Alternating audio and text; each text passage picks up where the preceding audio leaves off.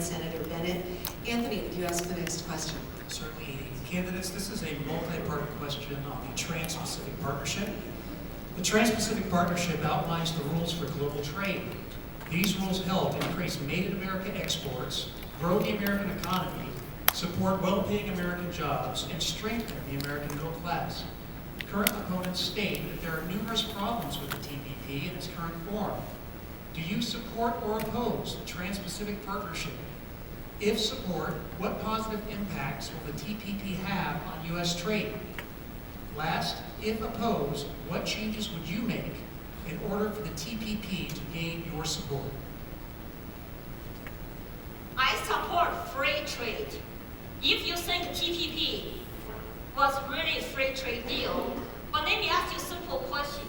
If a government negotiates behind our back in secret room with a foreign government, foreign corporation, do you think that that's free trade? 1,000-something pages?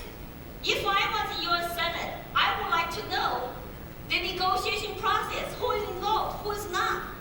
And what I heard, I cannot support it because it's not free trade. It's called a government-managed secret trade.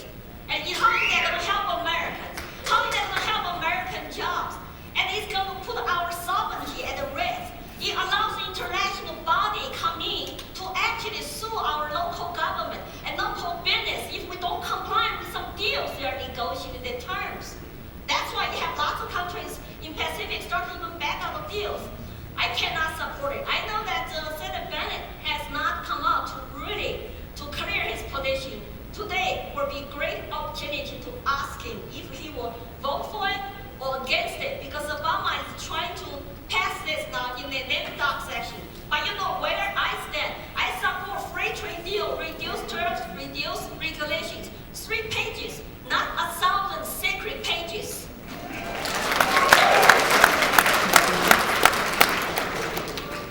I am not in a position to support this. I have not read it. I think it's important to actually read legislation before you actually vote it. You don't need to pass it to then find out what's in it. I think it's also important that you have an opportunity to take a look at it, because one of the things that I've learned, and the advantage of being out there on the campaign trail, talking to people, because beautiful things happen, they actually talk back. And people are concerned about the fact that they haven't had an opportunity to read this particular legislation. Look, I support free trade. That's important. I support bilateral agreements. We want to make sure that we have a level playing field, because I stand with the American worker. The American worker, they just want a level playing field, because I will always side with the American worker. That's what fairness, that's what competition, that's what the edge that we have over everybody else. But some of the concerns that I'm hearing about, basically making us subservient to another foreign government when it comes to the rule of law, that's not something that I can stand for. We need to be very careful about entering into agreements. And that's why when you start thinking about agreement, when you're sitting down negotiating, the one agreement that I'm not going to agree to is when somebody tells me that they want to kill me.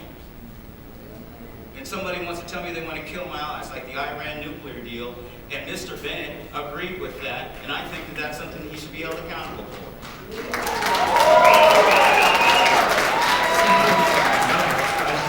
First of all, on TPP, it is available to everybody to read it, and we should all read it. I'm still trying to evaluate it myself. There are a lot of conflicting views.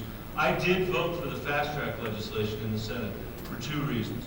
One, I wanted to give the administration as much leverage as possible in their negotiation to negotiate the best deal for the United States of America. We'll see whether they got to that or not. And second, I voted for that because these markets are extremely important to our farmers and ranchers in the state of Colorado. And their growth is going to come from export to these regions. And a specific answer to what's good about the deal is that it lowers tariffs in those countries. We're not putting tariffs on our stuff. They're putting tariffs on our agricultural products. It makes it hard for us, and almost impossible for us, to sell into these markets. 80% of the wheat that's grown in this state is export.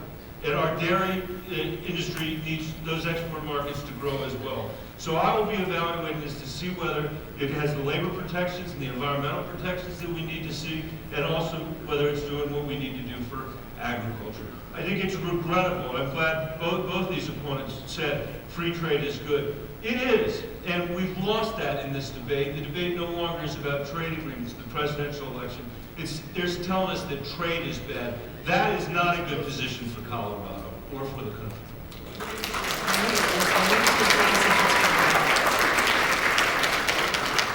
Just remember, as American citizens, our law of the land is the U.S. Constitution. I will not support any international trade agreement if they put our Constitution